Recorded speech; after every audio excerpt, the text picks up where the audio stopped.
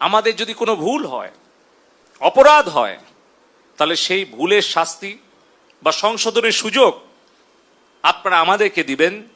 কিন্তু মাননীয় প্রধানমন্ত্রী জননেত্রী শেখ হাসিনাকে দয়া করে আপনারা ভুল বুঝবেন না।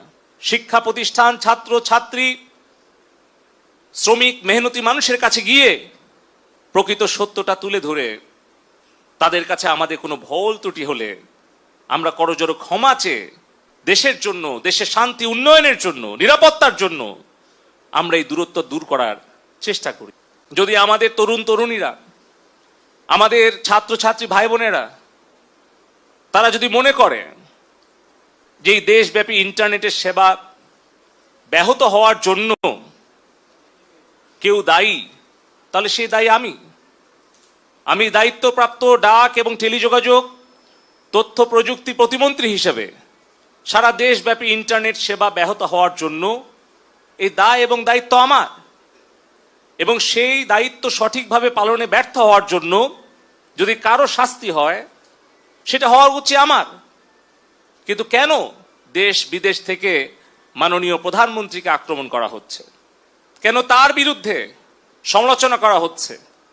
কেন সারা বিশ্বের কাছে গিয়ে বাংলাদেশের ভাবমূর্তি নষ্ট করার জন্য নোবেল বিজয়ী অর্থনীতিবিদ ডক্টর ইউনুস চিঠি দিচ্ছে?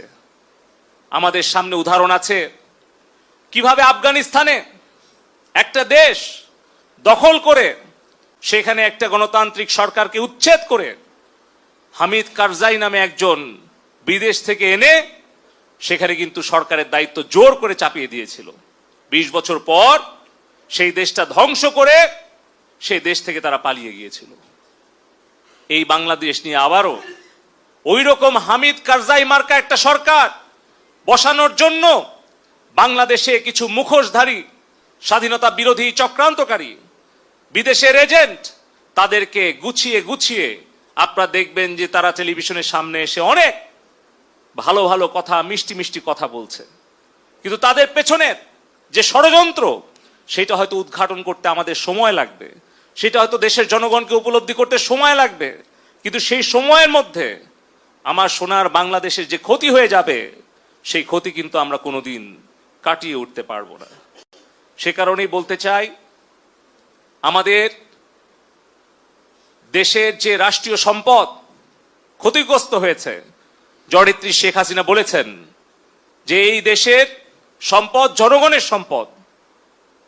এই বাংলাদেশে এলিভেটেড এক্সপ্রেসওয়ে, মেট্রো রেল, আমাদের স্বপ্নের পদ্মা সেতু, ডিজিটাল বাংলাদেশের যা কিছু অর্জন, এই সব কিছু কিন্তু জনগণের কষ্টার্জিত ট্যাক্সের পয়সা দিয়ে হয়েছে। প্রবাসে আমাদের 1 কোটি কর্মী ভাই বোনদের রেমিটেন্সের পয়সা দিয়ে হয়েছে।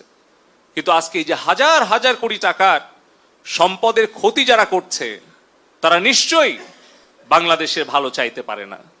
তারপরেও মাননীয় প্রধানমন্ত্রী জননেত্রী শেখ হাসিনা বলেছেন যে আমাদের দেশের সম্পদের ক্ষতি আমরা পূরণ করতে পারবো, কিন্তু আমাদের তরুণ প্রজন্মের হৃদয়ের যে ক্ষত সেটা কিন্তু আমরা পূরণ করতে অনেক হয়তো সময় লেগে যাবে।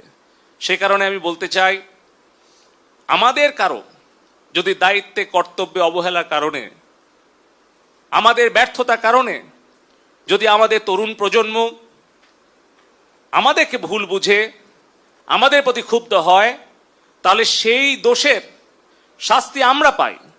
যদি দায়িত্বে কর্তব্যে আমাদের অবহেলা হয়, যদি আমাদের সেই শাস্তি ভোগ করতে হয়, আমরা সেই শাস্তি ভোগ করতে প্রস্তুত আছি। যে কোনো সিদ্ধান্ত মাথা পেতে নিতে রাজি আছি। কিন্তু আমাদের কষ্ট হয় যখন আমাদের কোনো ভুল বা আমাদের কোনো ব্যর্থতার কারণে আমাদের প্রাণপ্রিয় নেত্রী জননেত্রী শেখ হাসিনাকে দোষারোপ করা হয়,